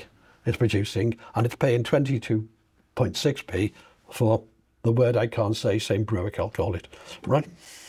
So without the subsidies, wind farms are as dead as a parrot. Yeah? Oh, they are. They're as dead as that famous parrot, which is why wind farms can only be built alongside existing energy systems. In the UK, government plans to ensure we keep all our gas supply, that's not me, that's Ed Miliband, into the future, just like you would need to keep your French connection. Right, but the trouble is now, you have all the new renewables and the existing, and then you have a duplicated distribution system which is causing uproar. We've just had a village in England block the developers. The villagers got together because of all these huge pylons going up, right? All that is extra cost, right? 12 billion a year on the grid in Britain alone because of renewables, which we don't need. 12 billion a year, that's 60 billion in 5 years. On top of that, the distribution system is impossible. Let me tell you this.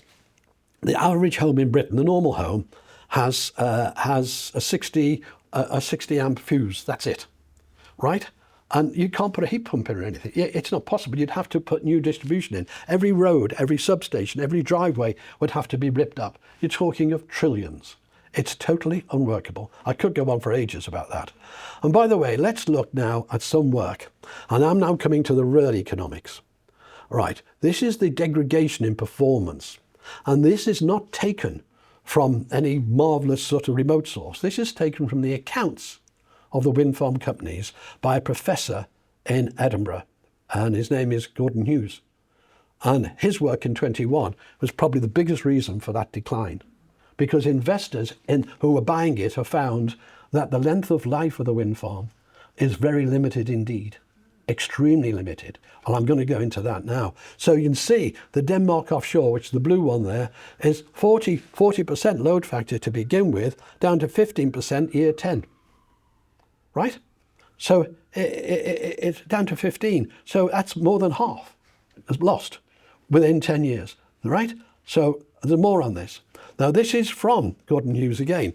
This is the time, take the top one. So take this one here. This is the time.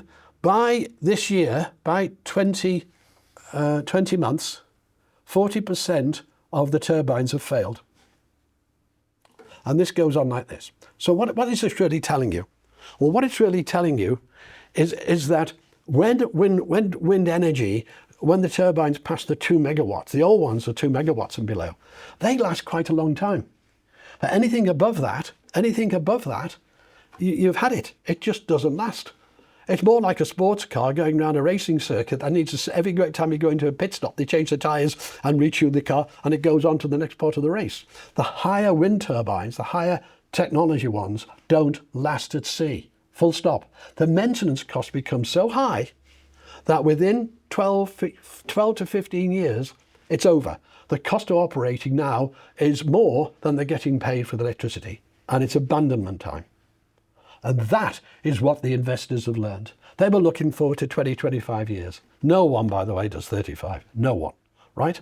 That's like one of my famous Fools and Horses sketches was Trigger about his brush. And he said, I've got this brush for sweeping the street and I've had it for 25 years, right? So he says, yes.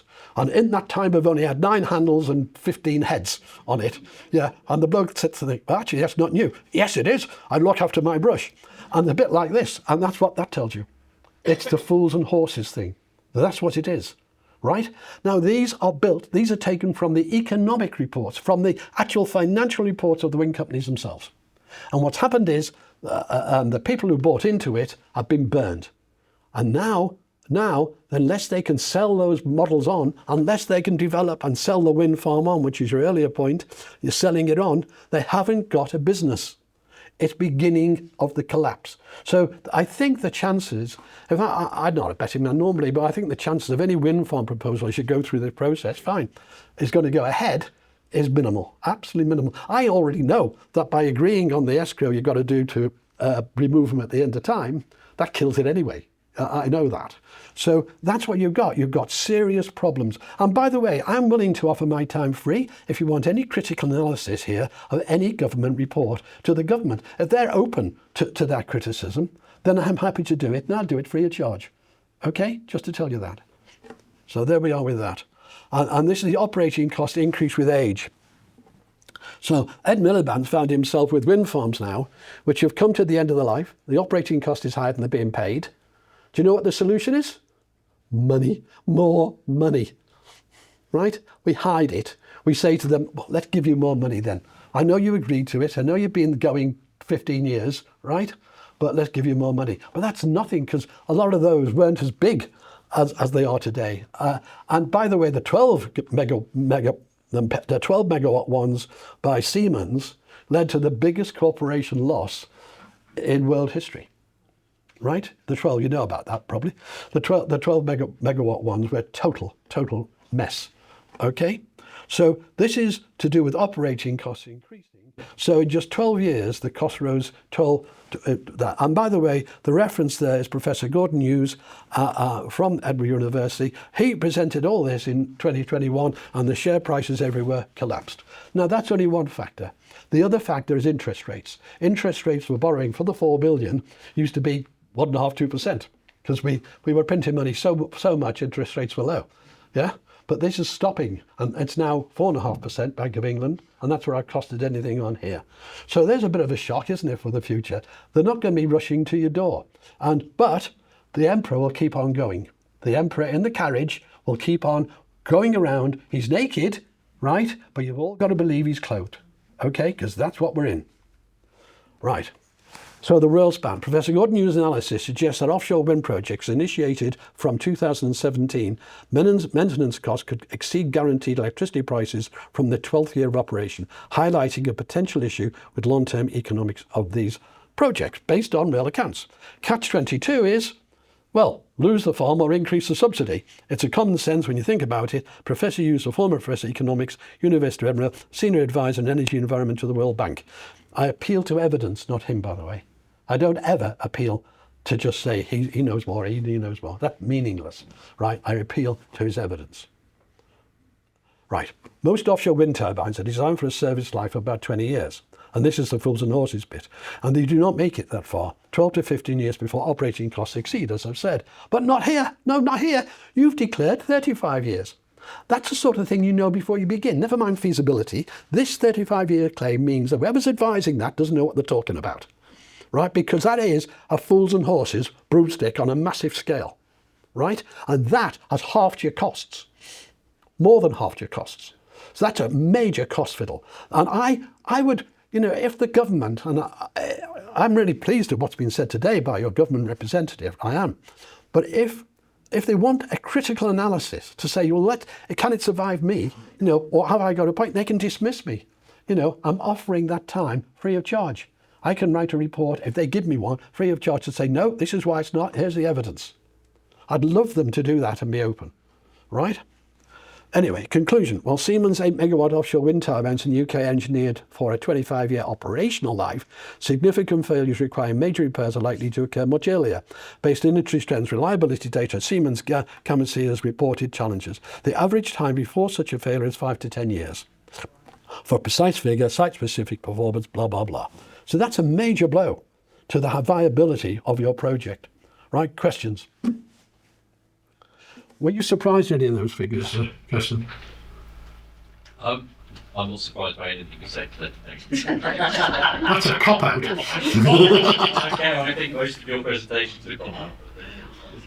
Why? Tell me where you disagree. No, because, as I said, it's very premature from my perspective. Yeah, I understand that point. We are doing this on evidence-based. Yeah, okay. But we will only go ahead if it economically makes sense. Yeah, and it won't. Yeah, I know, so it won't go ahead. I'm just trying to... So the rest of it, as far as I'm concerned, is... I see.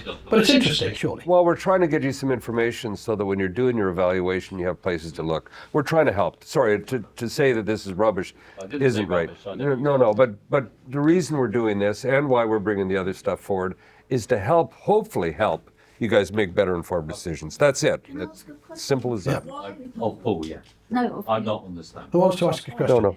I was just going to say, why is the main thing that Jersey's looking at the wind farms? I know they've said they've looked at other things, but the thing that seems to be out there, the main thing is wind farms. Why don't we save that question till the end of this, that's so right. we can understand, That's dealt because with it may later. be that these other presentations It's dealt make with it later. obvious they shouldn't or they should. But let's look. Ask for your evidence about the length of time that these turbines take before they need. Yeah, the evidence comes from. Where does the evidence come I'm telling you now. Hold on. See here, Professor Gordon Hughes and his reports. And if you actually just Google Professor Gordon Hughes wind farms, right, that's his work, and it's based on the actual accounts of the wind farm companies and their operating costs and everything. And that's on the on some website. It's on lots of websites now. And if you want it, if you gave me your email, I'll send you that report. Right? So it is the evidence. It's firm evidence. It came out, and no one's challenged it, because it's true. Because it's actually, the operating costs rise and rise and rise, so it becomes uneconomic. And it's all part of the cult. And it's there. And so that's why it was so important. That's why I gave you where it's from, the source. Okay? Anything I do, I can give you the source. Anything I do. Right? Because that's a live. I'm an engineer. I live in that world. This is not about CO2 today. This is not about the science. This is about the technology. That's what I do. I scope things and look at things, the technology. I was in charge of Wales for doing a number of things. I've sat on government quangos in the UK. Managed to do away with one. It really was great. But, so I've done all that, right? But that doesn't make me any better. That doesn't make me, it doesn't matter who I am. All that matters is evidence, nothing else. Just checking it, the Renewable Energy Foundation that says here on Wikipedia is frequently criticised as being against wind farms. So, the Renewable Energy Foundation. Yeah. So it's just worth knowing as well. Say it again. No, that's not. No, I'm saying what Wikipedia. No, but fair enough. The Renewable Energy Foundation have criticised what? No, the point is then it's an area to look at. That's correct. No. The Renewable Energy Foundation is a biased organisation promoting renewable energy. What they've got to do, and what they haven't done, by the way, is actually go in and say why Gordon Hughes is wrong, Professor Gordon Hughes, because he's got all the documents there, all the details. Yeah. May I have a quick word? Yeah. A year ago, Equinor and Siemens actually had to withdraw from the north part of Scotland, floating wind farms, back to Norway again for maintenance, and the age of them was 6 years. You're correct. I've done a detailed video on it. You're quite correct. So it was 6 years, and they were claiming a marvellous yield factor of 65%, by the way. And the actual fact, because it was out of action for more than a year then, they towed it away. Huge cost, but that at least was experimental floating. Floating is 3 times more than onshore. I'm running out of time. We're running out of time. No, I think you're... No, I'm not. Just Can I just... because I know time, Peter. Yeah, we've got enough time. Okay, carry on. If there's more, this is important. But Kirsten, all we're trying to do is to get you... I know you were saying... I heard your response to the speech, but if there's nothing else, but you got one area to look that you hadn't had before you came here, then our processes work. Absolutely. It's simple The only as that. message I have is that we are looking at. Yeah, no, I understand. The only I would ask anyone, when we finally publish the paper, everyone should come forward with their questions. I've got no problem with that. So here's just one. I think your approach. We are so look very at it. early. I support that, and you've heard me say that. There's something to think about: is how much money are you doing in the evaluation? I raise this for all of these station numbers. Just hear me out. How much money are you putting in to do the evaluation? And at what point do you realize, you know what, this is money not well spent. We already know what the answer is, and you can cut it back. So my suggestion is look hard, but watch how much money sunk is money sunk. But on a go-forward basis, But so far, it's not much money sunk. that's good news. At some point, you're going to have to look and say, you know what, it smells like a skunk. It is a skunk, if that's the case. So you don't. It's all our money you're spending, okay? It's all our money you're spending. Just consciously think about, as you go to these discussions, how much money is it going to cost you to get to an answer And could that money be better spent? That's all. Because otherwise, you're doing absolutely the right From thing. my perspective, Jersey needs economic growth. It needs it fast, and it needs it we need to find different industries.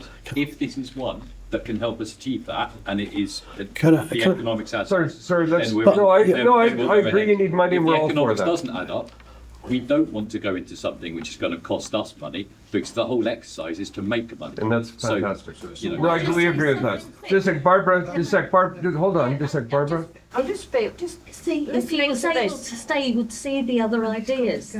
No, he's gonna, just like, We're going to deal with that later. Teresa, everybody's gonna be able to see everything because we're taping it. So just because, he's putting out time, very valuable time.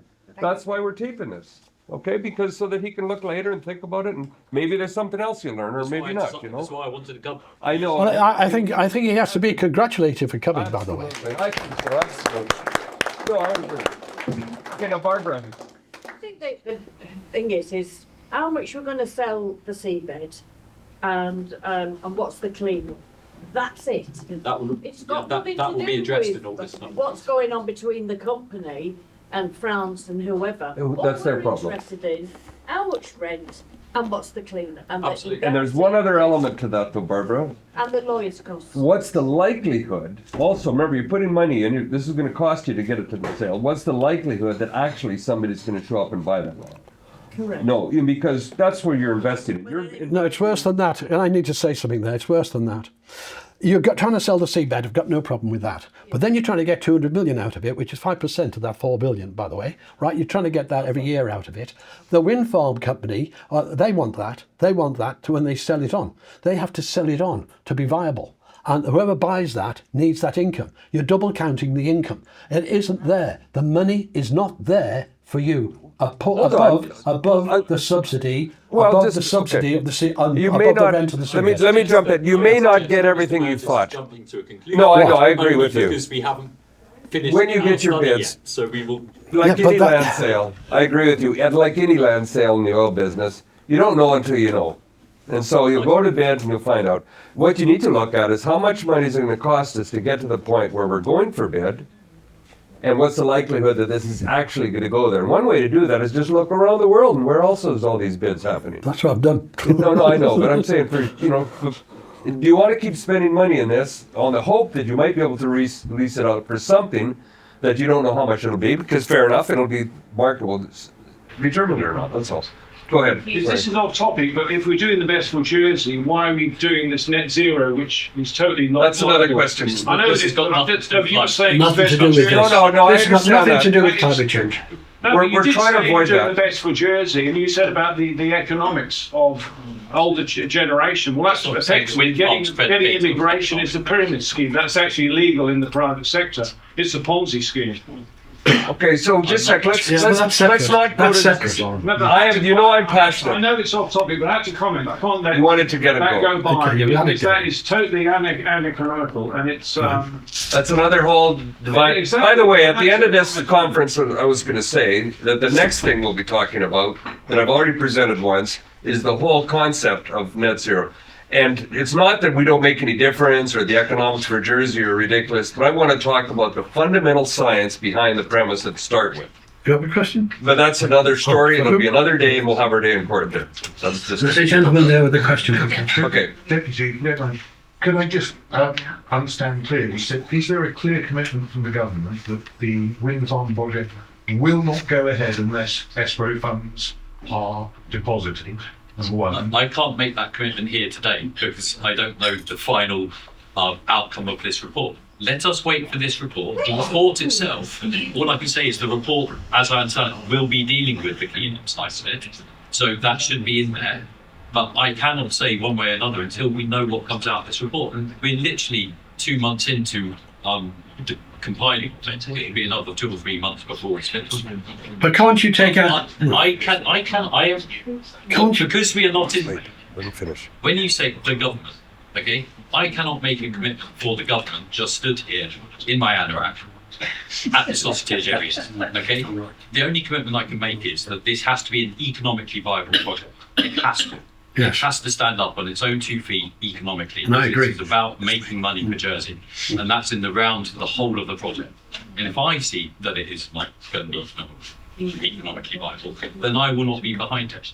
That's the commitment I've got. I think the other concern, though, that we're hearing is that as you do that report, the people are saying, some of the people at least, and I'm sure all of them would say, they would want to make sure that anything that gets put in place has money put inside so you don't get stuck with the cleanup. It makes sense to me. And yet that was your opinion, wasn't it? Which is fine. No, it wasn't a law. Whatever the report says, just take into account that the people are saying, not in our back. There was a second part to the question. I think you'll have felt from the public today, there is a general sentiment of why are we spending so much money on something that we can derive external evidence for that the product is unviable, and therefore any customer for that product is likely to require some kind of government subsidy, and there's no real industrial logic on it. So I suppose the question is, and you'll have felt the sentiment today, is are we going to have full and open publication of the costs of this undertaking? Yeah, because the costs aren't much. Again, okay. Well, I think that would satisfy I worry about this item, okay? Because I worry really strongly that many people in this room will say we need to diversify the economy, we need to grow the economy, because we do. And then the moment we try to do that, people in this room say, oh, you're getting it wrong, you're doing it wrong, you're doing it the wrong way. I'm saying we have to study these things. We have to, it's life. You have to make a choice, right? We have chosen, we're going to explore wind farm. We are now doing that exploration. That does cost some money, not massive amounts of money, it costs some money, but you have to do it. We could have chosen nuclear, we could have chosen solar, we could have chosen tidal, whatever. We would still have to do this study and pay for it, okay? That has to be done. And so I've got no problem with the costs of this being published, that's fine. But they will not be some multi-million-pound endeavour that you likely think they are. But if we don't do these things, Jersey cannot diversify its economy. Jersey cannot get the economic growth. We have to understand the reality of the world we live in. You need to pay for absolute studies to make sure you make the right decision. I think there's a fear on the island that there's a commitment to an offshore. No, my fear is that we have an island that won't accept economic growth is absolutely vital to pay for the ageing population. That's what really, really worries me. Because in order to get that economic growth, we can't do a hospital to bulk. But what we need to do is be prepared to fail fast. And fail fast means do the research. If it doesn't add up as an economic proposition, you cross it off and say, we're not doing that, move on to the next thing, let's see what else we're doing. That's logical, so that's rational. What you need to be but that's fast. rational. I think we all agree with that. And, yeah, we do. No, and the fact you've come and spent the time to talk to us and raise that, and hopefully you get that study done as fast as possible. That's what we hope to do. You have to look at things. So that's don't look fair at enough. My concern, my only concern on that is such ridiculous figures like 35-year lifespans have been put forward that I can't believe the advice you've been getting is even rational. That was a high-level internal piece of work. It's done. I am sorry, sir. You have come from afar to tell us that all the things we've got wrong, and I've tried to put it in context for you and say that first piece of work was a very high-level piece of work done internally just to see if it was worth looking further. We said, yes, it's worth looking further. We're taking that one next at low cost. No, fair enough. You got, not everything the government does is going to work. To be fair, your fundamental approach is spot on. Right, about the economic. Spot on. And I know this isn't economically viable, I know that. So I know it's not going to happen actually. Because with your rationale, this won't happen. That's fine. But I'm prepared for that to be the outcome. But the approach, just to be clear, the approach the government's taking is let's look at a logical, rational approch, let's do a test. Hopefully you keep the costs down and reach out to do it. Do that piece of work. Fair enough. Otherwise, can I just ask, that internal piece of research, has that been carried out by Mark Latham?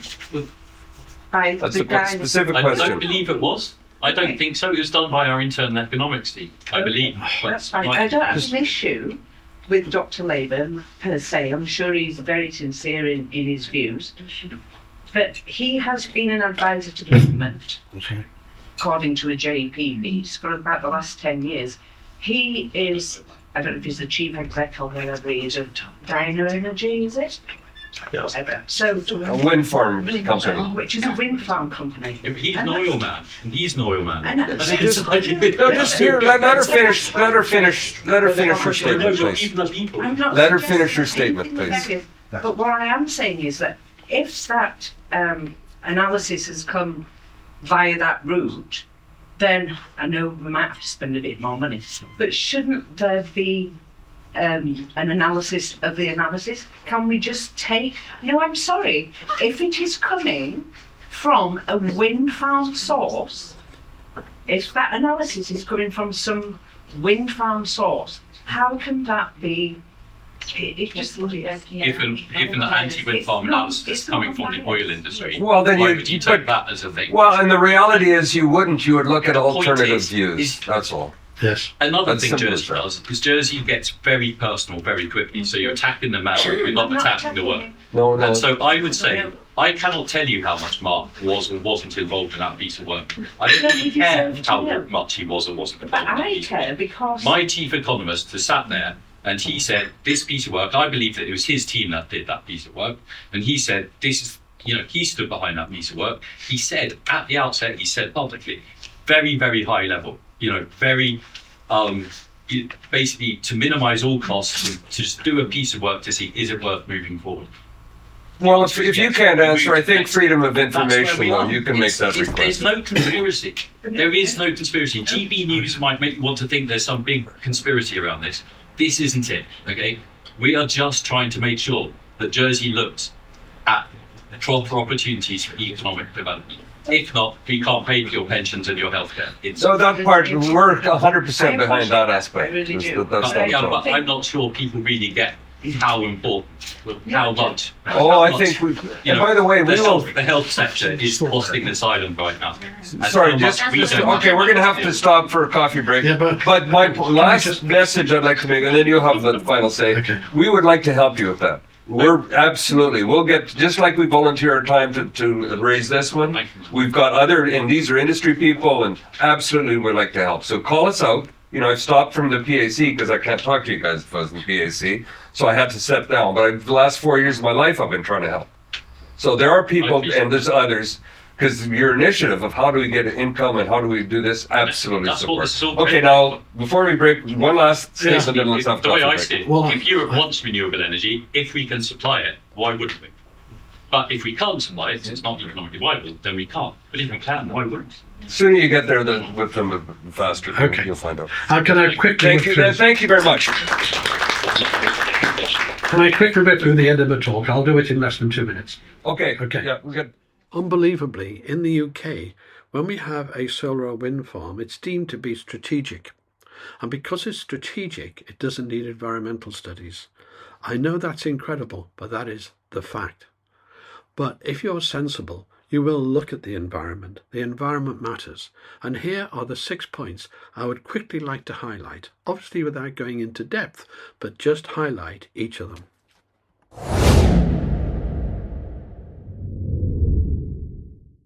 Here in the North Sea, just off Holland, 90% reduction in diving seabird populations, and in another place nearby, 99%. Wind farms vibrate all the time, sending long-distance sounds out from the wind farm for miles and miles, and this can affect all sorts of marine life, including fish, of course. It's an area that needs a lot more research. In the north of the UK, the fishermen are blaming the recent wind farm installation on the decline in salmon stocks. The truth is, we don't know. So the question is, are you willing to take a risk on blighting an entire area, not just where the wind farm is, but for miles away from the wind farm? Wind turbines turn at speeds approaching 200 miles an hour at their tip, and the wear on them is considerable. The leading edge whirs and sheds microplastics, and these end up in the sea. In fact, they can end up on land ones, they can end up over 100 kilometers away because they're carried into the wind. They are invisible, but they do pollute the ground and they do pollute the sea. There's a lot more work that needs to be done on this. The very low frequency infrasound from wind farms can really disturb people when it resonates with their building, for example. but this only applies up to about 5 miles. So in this case, with the offshore wind, you're normally further than 5 miles away and you have no buildings there. So I don't see any real problem for that. It's a problem for onshore, but not for offshore wind. And number 5 is boats and fishing. Obviously, small boats like sailing yachts and that. Well, sailing you really can't do in a wind farm. There's too much there's too much turbulence. And at night, if you haven't got radar, it can be a problem because you may plough into one. But maybe that's a small problem, I'm not sure. But it certainly does restrict what you do. It's a no-sail area. And of course, larger boats, commercial boats, can't go there because they're too high for the minimum height of the rotor. So you've got those problems. And basically, it's a no-go area for boats, for lots of boats. Now, on top of that, the fishing, you can't trawl in between, so it is a no fishing area. And that has to be allowed for, of course. And the last one is the cleanup, the environmental cleanup after the end of life. And the end of life for offshore wind is not that long. It actually is much shorter than people think. And you really should put a contingency sum aside so that by the time end of life comes, you've got the money to take away all that surface structure that you can see and the underneath structure in the sea. And the cost of that is probably almost the same as building the wind farm in the first place. If you leave the undersea obstructions, then you've got hundreds of acres of places you can't fish again because you're going to snag all the nets and so on. So you've really got to allow for that cleanup. And from what I've studied, from what I've seen, this is not being allowed for. There is no way to safely dispose of wind turbine blades except by burying them. And so you have to consider where you're going to bury this huge amount of huge wind turbine blades. They're made of glass fibre and they can't just be left to deteriorate and contaminate the seas. My guess is, and it's only a guess, that Jersey and the Channel Islands in general don't have that sort of spare land to be doing this.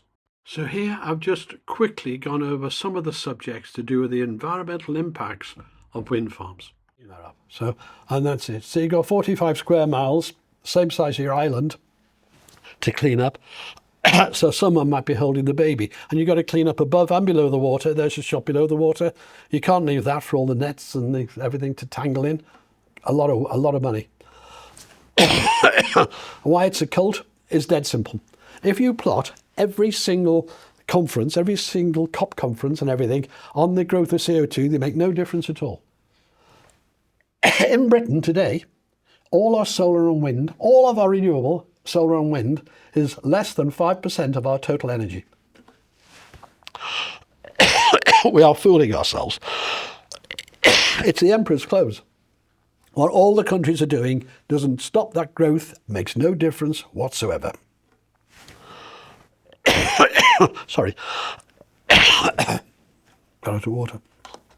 So the Energy Secretary is coming here, 27th of May, and I'm just going to tell you these. I think it's a rubber stamping exercise.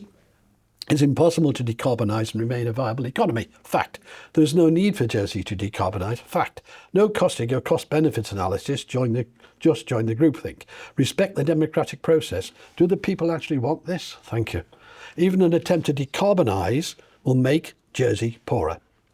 This rubber stamping event is blind to opposing views. It's a groupthink cult. It has given one external consultant, was after 1.3 million contract, a privileged position. I don't like that. That should have gone out wider. And to date, I was told 21 million has been spent, but I'm not sure about that, but you'll see. So that's it. I'm sorry. The cost of cleaning up, totally ignored. The cost of interest and the loan, ignored. Yields overstated. The cost of short notice connected backup pricing, ignored. Cost state per kilowatt, untrue. Assumed lifetime, wrong. Capital cost, ignored. Constraint cost, ignored. Inertia cost, ignored. Additional connector cost, ignored. And this is the point at the end. I challenge anyone to debate me. Any wind farm, using evidence to debate me. And you can't allow any politician, and he hasn't done that, I don't think. You can't allow any politician to close themselves off, but most of them will. And the best solution is to stay with what you have and the second best is diesel generators. I'm not going to go into that, but that is as simple, right? And if you want a bargaining position, your only bargaining position is to redo the diesel generator. Thank you very much. Thank you.